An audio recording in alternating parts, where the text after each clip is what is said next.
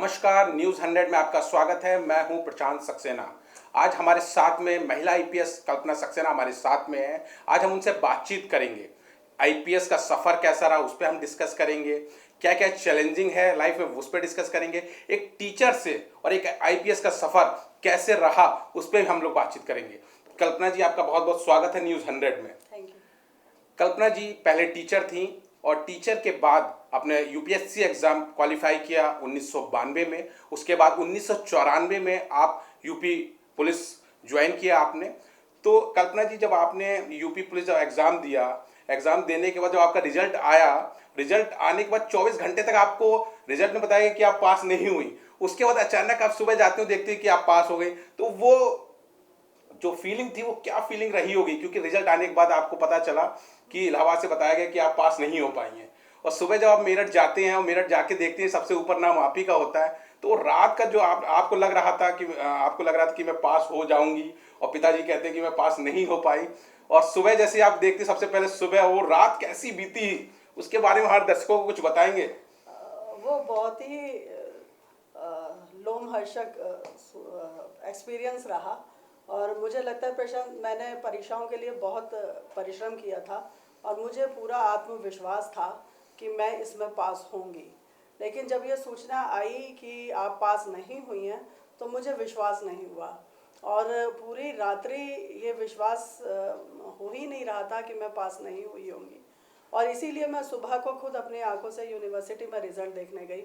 उस समय पे ये इंटरनेट व्यवस्था नहीं थी और जब वहाँ देखा तो मेरा ऊपर के ही लिस्ट में ऊपर मेरा नाम था। मेरे आंखों में आंसू आ गए और मैं ईश्वर को बहुत मानती हूँ और सभी कुछ उनको समर्पित कर देती हूँ अपने कर्मों को। तो मुझे ऐसा लगा कि ईश्वर मेरे साथ एक खेल और एक मजाक कर रहा था और उसने ये मजाक करने के लिए ही मुझे शाम को बताया कि नहीं हुआ और फिर बाद में बताया कि हो गया। जैसे अपने घर में परिवार में अपने भाई एक मजाक के लिए ऐसा करते हैं, ऐसे ही शायद ईश्वर ने मेरे साथ किया था, ऐसा मुझे महसूस हुआ। और वो बहुत ही एक अच्छी मीठी याद है, एक गुदगुदाने वाली याद है। निश्चित तौर पर, क्योंकि वो रात्रि जैसे बीती होगी वो तो निश्चित और फीलिंग्स अलग होगा। सुबह आपको पता चलता है कि आप सेलेक्ट हो गए हैं, उससे पहले आपको पता सेलेक्ट नहीं हो पाए, लेकिन निश्चित तौर पर ये बिल्कुल एक यादगार पल रहा होगा आपके लिए। सबसे इंपॉर्टेंट बात यह है कि जो आपका सफ़र था पुलिस विभाग से पहले, आप टीचर्स थे, आप पढ़ाते थे, उसके बाद ये पुलिस का जो सफ़र रहा, ये कितना टफ है, मतलब कितना टफ समझते हैं। एक डिफरेंट पार्ट में आप आ गए, एजुकेशन से पुलिस लाइन में। क्या सपने सजोए थे आपने? जो लोग अभी सपने सजोते हैं कि पुलिस विभाग में अधिकारी बने, यूपीएससी एग्जाम क्वालिफाई करें, सिविल सर्विसेज क्वालिफाई करें, उनके लिए क्या बताना चाहेंगे? क्या क्या चैलेंजिंग रहता है? क्योंकि पढ़ाई के दौरान निश्चित तौर पर आपने बहुत चैलेंजिंग रही होगी। पढ़ाई इतना सरल नहीं है सिविल और यूपीएससी एग्जाम क्वालिफाई करना। उसके बारे में थोड़ा सा टिप्स दीजिए जो दर्शकों को जो करना चाह रहे हैं, जो कर रहे हैं इस टाइम। मेरा सबको यही कहना है यंगस्टर्स को कि सबसे पहले तो वो अपने मन को टटोलें, एक आत्म अवलोकन करें कि वो चाहते क्या हैं। दूसरों की देखा देखी या माता पिता के कहने पे कि बेटा तुम्हें ये बनना है, ये करो, सबकी सुन के अपना अवलोकन करें, आत्म अवलोकन कि वो क्या चाहते हैं। जब उनको पता चले कि मैं ये बनना चाहता हूँ, फिर जो वो बनना चाहते हैं फिर उसमें 100% अपना दें, लग जाएं पूरी तरीके से, पूरे कमिटमेंट से, पूरा परिश्रम। जिस तरीके से महाभारत में द्रोणाचार्य ने अर्जुन को बताया कि देखो सामने लक्ष्य है तुम्हारे, तुमको क्या दिख रहा है? तो अर्जुन ने कहा कि मुझे तो सिर्फ आँख दिख रही है। तो जिस तरीके से मछली की आँख दिखी, ना उसको पत्ते दिखे, ना पेड़ दिखा, कुछ और नहीं दिखा, उसी तरीके से हमें लक्ष्य निर्धारित करके, जब उसको केंद्रित करके और जब हम अपना 100% उसमें देते हैं तो निश्चय ही सफलता हासिल होती है। यही मेरी टिप सभी यंगस्टर्स के लिए है। निश्चित तौर पर कल्पना जी 2010 बैच के आईपीएस अधिकारी हैं। कल्पना जी के लिए दो बड़े चैलेंजिंग है, एक तो परिवार चलाना और देश की सेवा करना। तो ये दोनों चीज़ों को कैसे आप डिफरेंट करती हैं? एक आपकी दो बेटियां हैं, उनको पढ़ाई, एजुकेशन, अच्छी एजुकेशन देना, दूसरे आपको देश की सेवा। इन दोनों में कैसे समय निकाल पाती हैं? आपके जो पतिदेव जी हैं वो साइंटिस्ट हैं, वो देहरादून रहते हैं, तो ये तीनों को समान में कैसे कर पाते हैं? कैसे समय निकालते हैं और कैसे आप देश की सेवा और परिवार के बच्चों की जो एजुकेशन है वो अच्छी कैसे, मतलब किस तरीके समय निकालते हैं आप? मुझको लगता है कि ईश्वर महिला को ये शक्ति देता है कि वो अपने जीवन में पूरी तरीके से संतुलन बना लेती है और वो इतना आत्मविश्वास और विल पावर उसमें होती है कि वो सभी कामों को सामंजस्य करके चलती है। मेरे 2 बेटियां हैं जिनका लालन पालन, जिनकी पढ़ाई मेरी जिम्मेदारी है और पढ़ाई भी ऐसी कि उनको ऐसे बनाया जाए कि वो समाज के लिए एक वो अच्छे नागरिक बन के निकलें। मुझे गर्व हो कि मैंने समाज को कम से कम 2 इंसान ऐसे दिए हैं कि जो आगे समाज के लिए अच्छे होंगे, तो वो भी मेरी जिम्मेदारी है। उसके अलावा जो मेरा कर्तव्य है, जो मेरा प्रोफेशन है, उस प्रोफेशन में पूरे समाज को वो जिम्मेदारी वो निभाना, वो सुरक्षा देना, उनके काम करना, उनके जो भी समस्याएं उनका समाधान करना, वो मेरा प्रोफेशन है। मैं कोशिश करती हूँ और ईश्वर से प्रार्थना करती हूँ कि मैं अपने प्रोफेशन के साथ और अपने परिवार के साथ 100% जस्टिफाई कर पाऊँ, और वो मैं करती हूँ और संतुलन बना के निश्चित तौर पर कल्पना जी, अभी आपके पास एक और अहम जिम्मेदारी, आपके पास पीएसी 49 बटालियन की जिम्मेदारी आपके कंधों पर है और नोएडा मेट्रो की भी जिम्मेदारी आपके कंधों पर है। तो Noida police, Noida PAC police किस तरीके से मतलब पुलिसिंग करती, थोड़ा सा बताएंगे दर्शकों के लिए भी कि किस तरीके से आप रात में जाते होंगे, चेकिंग करते होंगे, और दूसरी बात है पीएसी बल लगाया गया मेट्रो में, तो कैसे कार्य होता है, किस तरीके से वर्क होता है, वो जरा थोड़ा सा बताएंगे तो दर्शक समझ पाएंगे। ये हमारे लिए बहुत गर्व की बात है कि यूपी पीएसी को मेट्रो सुरक्षा का दायित्व हमारे माननीय मुख्यमंत्री जी ने दिया और हम उसको बखूबी निभा रहे हैं।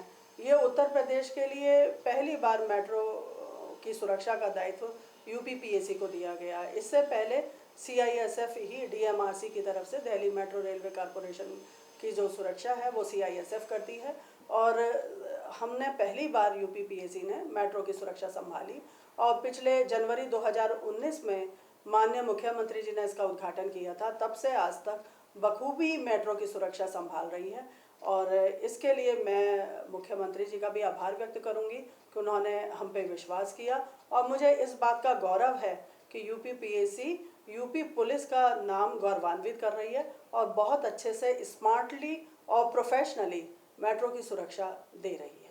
निश्चित तौर पर कल्पना जी, उत्तर प्रदेश पुलिस और उत्तर प्रदेश महिला आईपीएस अधिकारी बहुत तेज तर्रार आईपीएस अधिकारी हैं।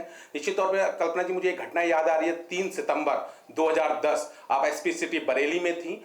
रात्र 11:30 बजे आपको सूचना मिलती है और आप जाती हैं कि वहां पर जो कुछ सिपाही, कुछ लोग जो हैं वसूली कर रहे हैं। आप सिविल ड्रेस में जाती हैं और देखती हैं, और आपने नकटिया पुल के पास में आप चलती हुई गाड़ी में बदमाशों को आगे से पकड़ लेती हैं और उसके बाद कई मीटर तक वो गाड़ी आपको लेके चले जाती है। वो घटना मुझे याद आ रही है। उस घटना के बारे में, वो 3 सितंबर की रात कैसी रही और आपके दिमाग में क्या आया कि चलती गाड़ी में आपने बिल्कुल फिल्मी अंदाज में आपने बदमाशों को पकड़ लिया, पकड़ ही नहीं लिया उनको, आज फिर जेल गए वो लोग। उस पर मतलब वो घटना शायद आपकी जीवन की भी एक अहम घटना रही होगी, तो उसके बारे में कुछ बताएंगे कि वो क्या था 3 सितंबर 2010 की जो घटना। मैं एसपी ट्रैफिक बरेली होकर आई थी और सबसे पहले मैंने जो पब्लिक की मीटिंग ली तो मुझको पता चला कि सबसे बड़ी समस्या यहाँ पर वसूली की है। पुलिस वालों के द्वारा वसूली वाहनों की जाती है, जिससे कि जगह जगह पर जाम लग जाते हैं और उससे पुलिस विभाग की छवि भी खराब होती है। तो ये मेरे लिए एक बड़ी चुनौती थी वहाँ पर पहुँचते ही, और मैंने पब्लिक में अपना नंबर दे दिया था सभी को कि कभी भी कहीं ऐसी समस्या हो तो मुझे मेरे फ़ोन पर डायल करें। तो ऐसी सूचना मुझे मेरे फ़ोन पर मिली थी और उस फ़ोन पे मैं सादे वस्त्रों में, सादी गाड़ी में, सिविल गाड़ी में उन लोगों को पकड़ने गई, जिसमें कि कुछ प्राइवेट लोग थे और कुछ हमारे पुलिस के भी लोग थे जो कि अवैध वसूली कर रहे थे। और जब मैंने उनको पकड़ने की कोशिश करी तो उन्होंने मुझ पर ही हमला कर दिया, लेकिन मैं बिल्कुल अलर्ट थी और मैंने उस हमले का ठीक करारा जवाब भी दिया। और आपके दिमाग में ये नहीं आएगा क्या होगा, चलती गाड़ी पे आपने आगे से पकड़ लिया, क्या दिमाग में आ रहा था उस टाइम कि क्या बिल्कुल वर्दी का जो है? मेरे दिमाग में सिर्फ ये था कि ये काम गलत कर रहे हैं, चाहे वो अपना पुलिस का ही व्यक्ति क्यों नहीं हो। जो काम गलत है वो गलत है और इनको मुझे सबक सिखाना है। उसके लिए अगर उन्होंने मुझे ओवर पावर करने की कोशिश करी तो मैं ओवर पावर उनको नहीं करने दिया और उनको बल्कि कंट्रोल करके पकड़ के और उसको पुलिस को दिया गया और उनके ऊपर प्रॉपर कानूनी कार्रवाई हुई। इससे एक मैसेज गया कि जो एक पुलिस की छवि खराब हो रही थी कि ट्रैफिक का मतलब केवल पुलिस उगाही करती है जगह जगह, तो उसका वो इतना अच्छा मैसेज गया पूरे यूपी में। उसके बाद सभी उच्चाधिकारियों ने इसमें अलर्ट घोषित किया और ट्रैफिक में कम से कम पुलिस की अवैध वसूली बिल्कुल ख़त्म गई थी और यूपी पुलिस की छवि अच्छी बनी। निश्चित तौर पर आपने पीएसी जो एयर्स बटालियन पीएसी के पास में नकटिया में घटना को जो घटना हुई थी उसमें आपने पकड़ा ही नहीं, पुलिस को सचेत भी किया कि इस तरह की घटना गलत है। दूसरी बात, एक मुजफ्फरनगर जो कांड हुआ था पूरे देश में वो विख्यात हुआ, उसकी भी अहम जिम्मेदारी आपके कंधों पर दी गई। एसएसपी हटाया गया, उसके बाद आपके पास चार्ज आया और आपने 24 घंटे में उसको काबू में किया। तो वो क्या था, मतलब वो मुजफ्फरनगर की घटना भी बड़ी एक दिल दहला देने वाली घटना थी। आप लगातार आगे आगे चीजों का निर्वाह कर रही थी, आगे बढ़कर आप जा रही थी, वो विजुअल भी हम लोगों ने तब देखे थे। तो क्या था मुजफ्फरनगर कांड की कुछ यादें अगर हमारे साथ शेयर कर पाए आप? वो एक बड़ी चुनौती थी और उस समय पे मुजफ्फरनगर में जो दंगे फैले थे वो पूरे देश में और बाहर भी सभी जगह उसका सूचना गई और वो उसको कंट्रोल करना हमारे लिए चुनौती थी और हमने बहुत अच्छे से उसको कंट्रोल किया। और हिंदू हों अथवा मुस्लिम, उसमें जो भी दोषी थे उनको सभी को पकड़ा और पकड़ के बंद किया और बहुत जल्दी हम लोगों ने वहाँ पे शांति स्थापित करी। और उसमें मैं वास्तव में मानती हूँ, मुझे उसमें बहुत अपने ऊपर एक गर्व होता है और आत्मसंतोष भी होता है कि मैंने और मेरी टीम ने और हम सब ने मिलकर वहाँ पे बहुत अच्छा कंट्रोल किया और दंगों को लगातार आप आगे जाके फ्लैग मार्चिंग कर रहे थे, लगातार आगे बढ़कर पूरी चीजों को संभाल रहे थे। ना केवल नियंत्रण किया बल्कि रीसेटल किया और समाज में एक दोबारा से जो पहले से मुजफ्फरनगर में एक सद्भाव बना हुआ था हिंदू मुस्लिम में आपस में, उस सद्भाव को दोबारा लाने में, दोबारा कायम करने में भी हम सफल हुए। इसके लिए मुझे अपनी पूरी टीम के साथ, अपनी पुलिस टीम पर और अपने प्रशासनिक टीम पर गर्व अनुभव होता है। निश्चित तौर पर मैडम, अभी आप 49 बटालियन का नेतृत्व कर रही हैं, पीएसी बल सर्वोत्तम बल, पीएसी बल, क्योंकि जो आम जनता है वो पीएसी के बारे में नहीं जानती है, तो पीएसी का कार्यकलाप कैसा रहता है? पुलिसिंग होती है तो पीएसी जो जिले की पुलिस है उससे क्या क्या डिफरेंट है? कुछ दर्शकों के लिए बताएंगे पीएसी कैसे कार्य करती है, पीएसी बल कैसे कार्य करता है, और अभी आपके पास 49 बटालियन की जिम्मेदारी है, तो थोड़ा सा दर्शकों के लिए बताइए कि पीएसी कैसे कैसे कठिन परिस्थितियों में भी आगे खड़ी रहती है और उसके बाद कैसे कार्य रहता है। थोड़ा दर्शकों के बारे में पीएसी का कार्यकलाप। पीएसी प्रोविंशियल आर्म्ड कॉर्प्स ये पुलिस की ही, सिविल पुलिस की एक सहयोगी बटालियंस हैं पीएसी, और ये पुलिस जो सिविल पुलिस थानों में काम करती है हर जिले में, उसको आकस्मिक रूप से विशेष सहयोग देने के लिए जो एक फोर्स है, एक एक्स्ट्रा फोर्स सिविल पुलिस को मिल सके, जब भी कोई किसी प्रकार का कोई दंगा हो, कोई मेला हो, कोई और जिसमें फोर्स की अधिक आवश्यकता हो, इसके लिए पीएसी बनाई गई। और आज की तारीख में यूपी पीएसी में 33 बटालियन हैं जो पूरे प्रदेश में फैली हुई हैं। उसमें हमारे जो विशेष संस्थान हैं, जैसे अयोध्या में, मथुरा में कृष्ण जन्मभूमि है, अयोध्या है, बनारस है, उनमें विशेष संस्थानों की सुरक्षा, कभी कभी वीआईपी सुरक्षा, उसके अलावा दंगा हो, मेला हो, उस सब में जब हमें स्पेशल कंटिंजेंट चाहिए होता है, स्पेशल फोर्स चाहिए होती है और लॉ एंड ऑर्डर संभालना होता है, कानून व्यवस्था संभालना होता है, तो सिविल पुलिस की मांग पर पीएसी का सहयोग दिया जाता है। पीएसी सिविल पुलिस के साथ मिलकर कानून व्यवस्था सुचारू रूप से बनाती है। इसी तरीके से पीएसी को मेट्रो की भी सुरक्षा का काम दिया गया है और आगे आने वाले समय में माननीय मुख्यमंत्री जी पीएसी को और बड़ा कार्य देने जा रहे हैं। जो विशेष सुरक्षा पुलिस बनी है उसमें पीएसी का ही मेन कंटिंजेंट होगा, जो कि सीआईएसएफ की तर्ज पे उत्तर प्रदेश में जितने भी विशेष, जैसे एयरपोर्ट्स हैं, रेलवे स्टेशन हैं, मेट्रो हैं, और इन सब को एक विशेष सुरक्षा बल दिया जाएगा, उसमें पीएसी का विशेष कंटिंजेंट होगा।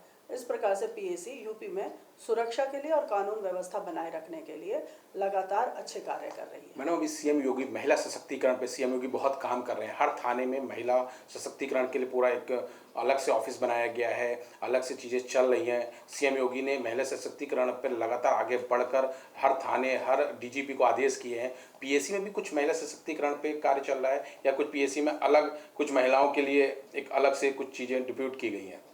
देखिए, पीएसी में 2 महिला बटालियन बनने जा रही हैं। जी, जी। और सबसे पहली बात तो मैं माननीय मुख्यमंत्री जी का इसमें आभार व्यक्त करूंगी, और उनका जो दूरदृष्टि है और जो उनकी संवेदनशीलता है, उसके लिए मैं उनको धन्यवाद देना चाहूँगी कि उनका जब से वो हमारे मुख्यमंत्री बने हैं, उनका महिलाओं के प्रति विशेष संवेदनशीलता है, उनकी सुरक्षा को लेकर और उनके सम्मान के लिए, उनके स्वावलंबन के लिए उन्होंने शुरू से ही विशेष कार्य करने के लिए सभी पुलिस अधिकारियों को और प्रशासन को हिदायत की है। उसी के तहत ये नवरात्रों में, इस शारदीय नवरात्रों में पहली बार एक मिशन शक्ति करके एक अभियान चलाया गया, क्योंकि उससे पहले महिलाओं के प्रति जो अत्याचार हो रहे थे उससे वो काफ़ी हर्ट थे, और उसी वजह से ये शारदीय नवरात्रों में महिलाओं के प्रति ये 9 दिन का अभियान चलाया गया, 17 तारीख से 25 तारीख तक।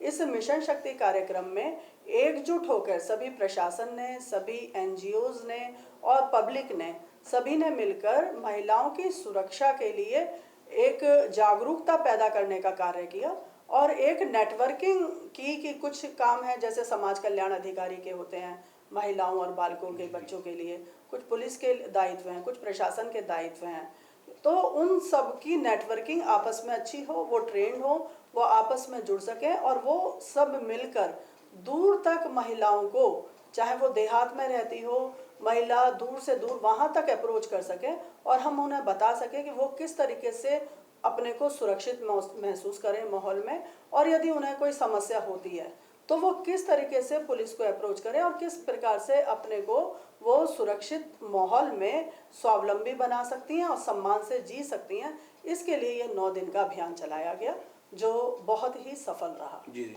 कल्पना जी, कोई आपके जीवन की पुलिस के दौरान कोई ऐसी घटना जो यादगार पल रहा हो, कि कुछ वो दर्शकों को अगर आप बताना चाहें कि कोई ऐसी घटना जो आपको याद आ रही हो कि पुलिस के दौरान, कि आप बच्चे आपको घर पे इंतजार कर रहे हैं, आप लेट हो जाती हैं, बच्चे नाराज हो जाते हैं, मतलब कुछ ऐसी कोई घटना रही हो जो दर्शकों को बताना चाहें आप, कोई ऐसा पल, ऐसा वो रहा हो आपके? एक छोटी सी बात आपके कहने पे याद आई। मैं सीओ विकास नगर थी और देहरादून में, और रात में मैं 1:30-2 बजे विकास नगर से देहरादून सिटी के लिए लौट रही थी। तो उस समय मोबाइल्स तो होते नहीं थे। जी, जी। तो एक मारुति 800 एक अंधेरे में सड़क पे जंगल में बिल्कुल खड़ी हुई मुझे नज़र आई। तो मैंने गाड़ी रोक ली और मैंने देखा तो उसके अंदर एक परिवार बैठा हुआ था, जिसमें पति पत्नी और 2 बच्चे थे। तो मैंने रोक के पूछा कि क्या समस्या है, तो उन्होंने बताया कि उनकी गाड़ी ख़राब हो गई है। मैंने तुरंत ट्रक को रोका, ट्रक से उनकी गाड़ी को टो करा के वर्कशॉप पे भिजवाया और उन बच्चों को अपने साथ अपनी गाड़ी में बिठाया, पूरे परिवार को, और उनके घर पे उनको छोड़ के आई, तब अपने घर पहुंची। तो ये करते हुए मुझे सुबह के 4 बज गए। और लेकिन उसके बाद वो परिवार फिर कभी मुझे ट्रेन में सफ़र करते मिला, तो उन्होंने मुझे पहचान लिया और बताया कि आपने ऐसे हमारी मदद उस समय की। तो मुझे याद आया तो अच्छा लगा। तो इस तरीके की घटनाएं होती हैं। मुजफ्फरनगर में भी इस प्रकार कई बार एक चेन मर्डर हुआ, पूरी रात एक घटना, दूसरी घटना, तीसरी घटना, तो पूरी रात हम उसे अटेंड करते रहे और सुबह को घर पहुँचे और उसके बाद उन सभी केसेस को वर्कआउट किया। तो इस प्रकार के चैलेंजेस, कभी सिविल परिवारों के प्रति उनको सहायता देना, कभी इस प्रकार के क्रिमिनल कामों में लग जाना, और बच्चे स्कूल चले जाते हैं तब उन्हें मैं नहीं मिलती, सुबह को जब शाम को लौटे तभी भी मैं नहीं मिली, तो 2-2 3-3 दिन हो जाते थे कि बच्चों को मैं दिखती ही नहीं थी। लेकिन बच्चों को इस बात की आदत भी पड़ गई, वो जान गए कि मम्मी एक बहुत अच्छा काम, सामाजिक काम करती हैं, तो उनको भी गर्व होता है और उन्होंने अपने को इसी हिसाब से एडजस्ट भी कर लिया है। कल्पना जी, कुछ दर्शकों के लिए कुछ बताना चाहेंगी आप? कुछ दर्शकों के लिए कुछ इन्फॉर्मेशन देना चाहेंगी कि किस तरीके से वो आगे बढ़ें? कुछ यूथ के लिए कुछ आप इन्फॉर्मेशन या जानकारी देना चाहेंगी चैनल के माध्यम से? मैं यूथ को बताना चाहूँगी कि आज के समय में जो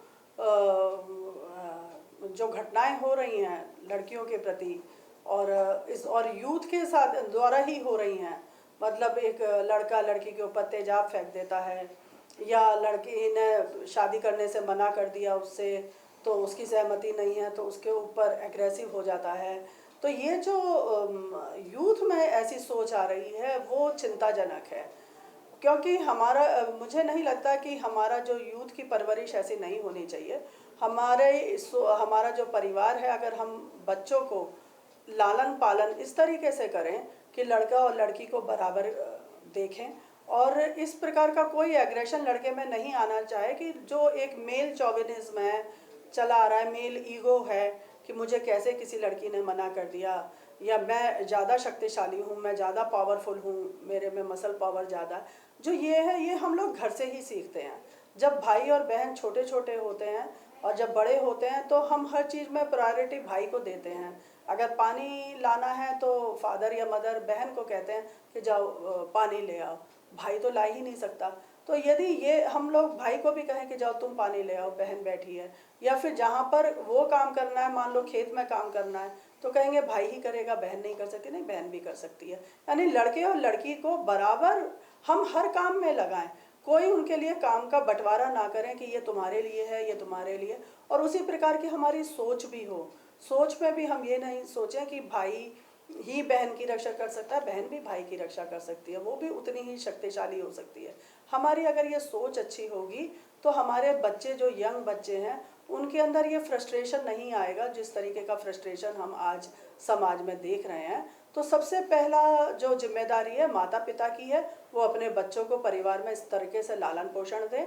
उसके बाद समाज की है कि समाज जिस प्रकार का मीडिया आजकल आ रहा है, जिस प्रकार से इंटरनेट है, जिस हर तरीके का शो, हर चीज़, कब क्या शिक्षा देनी चाहिए, कब क्या उनको जागरूकता आनी चाहिए, किस ये सब हमारे समाज की, हमारे मीडिया की और हमारे माता पिता की ये जिम्मेदारी है, जिससे कि जो आज का यूथ है वो एक पॉजिटिविटी के साथ में, आपसी सहयोग के साथ में इस देश के और इस समाज के विकास में कार्य करे।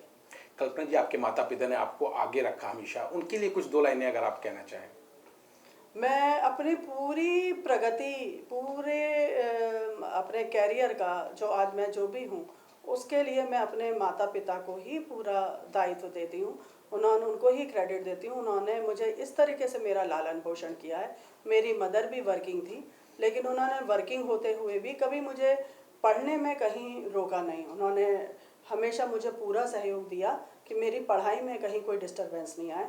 उसी प्रकार से मेरे फादर ने बचपन से ही मेरे अंदर आत्म सुरक्षा और स्वावलंबन पैदा करने के लिए बचपन से इस प्रकार के विचार डाले कि मुझे कभी भी ईव टीजिंग या कहीं कि मैं लड़की हूँ तो इसलिए मैं पीछे हूँ, कभी इस तरीके की भावना मेरे अंदर नहीं आई। मेरे पिता ने शुरू से ही मुझे, जैसे मैं क्लास 9th में थी तो मुझे साइकिल गिफ्ट में करी, और साइकिल देने के बाद बोले अब यही तुम्हारी सवारी है, तुमको जहाँ जाना है अकेले जाना है, हमें तुम पर पूरा विश्वास है और अपने सारे कार्य तुम्हें इस पर ही करना है। और मैं नहीं जानती कि 9th क्लास के बाद कभी मेरे माता पिता ने मुझे कभी मेरी उंगली पकड़ी हो।